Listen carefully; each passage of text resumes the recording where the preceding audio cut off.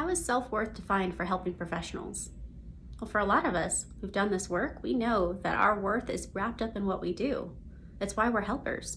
It's also why we're at greater risk of burnout, poor boundaries, and eventually vicarious trauma and compassion fatigue. So with this in mind, I think it's important for all of us to take a deeper dive into that self-worth conversation.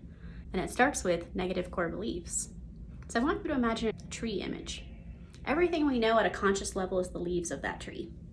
Things like, I don't like to be late, I'm mad at myself for missing that deadline, I totally messed something up, oh my gosh, I can't believe I said that out loud, right? So it's all the things that we're aware of and tracking about ourselves and our environment. When you think about that tree, now I want you to bring you to the trunk of that tree. This is the deeper dive as we go slowly down into the roots of the tree, which is those negative core beliefs. So if the leaves of the tree are everything we know, maybe the next step is, what do those things say about us? So if I'm chronically late, what does that say about me? If I'm overweight, what does that say about me? If I said something mean and didn't mean to, what does that say about me? This is part of that inner critic and self-sabotage conversation for a lot of people. Now, I should warn you, if you do this exercise on your own, you'll know you're doing it right when you have a visceral reaction as you move further down that tree.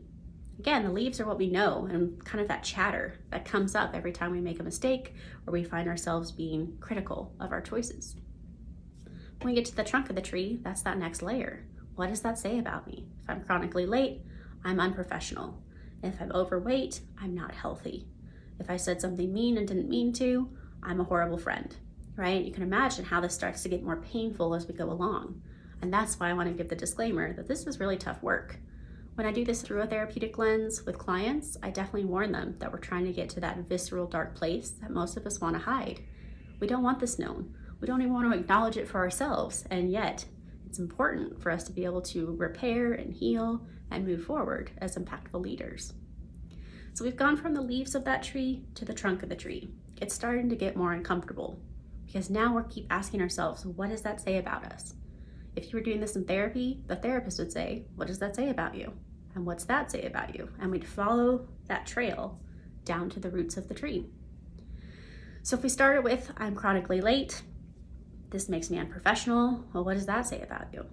If I'm unprofessional, I don't deserve to be here. Okay, what's that say about you? That I'm not good enough. When we get to the core beliefs of the root of the tree, most of those themes come up like something like this. I'm a failure. I'm not worthy, I'm unlovable, I don't deserve good things. That's that connection to self-sabotage. It's like if we have these core beliefs at our gut, people are going to do and make choices related to those core beliefs, whether they're conscious or not. So if you're doing this exercise and you're moving through the leaves of the tree to the trunk and now you're at the roots, those roots are painful. They're the thing we try and hide. And yet knowing about them, being self-aware about them, can make all the difference to our behaviors and choices. So what's at the root? I gave you some examples. I'm unlovable, I'm a failure, I don't deserve good things, I'm not worthy. For a lot of us, when we hit one of those and it's authentically, it belongs to us, that can create that visceral reaction. Tears, nausea, shame, can't look a person in the eye as we name it out loud. So I want to warn you that that is a very powerful part of this exercise to know that you're on the right track. What's the purpose of doing this self-torture exercise, if you will?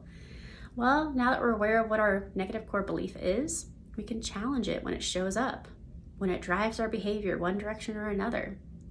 So if I know that my core belief is I'm only as good as what I do, or I'm not worthy if I don't do these things, I know that that is the driver behind my workaholism.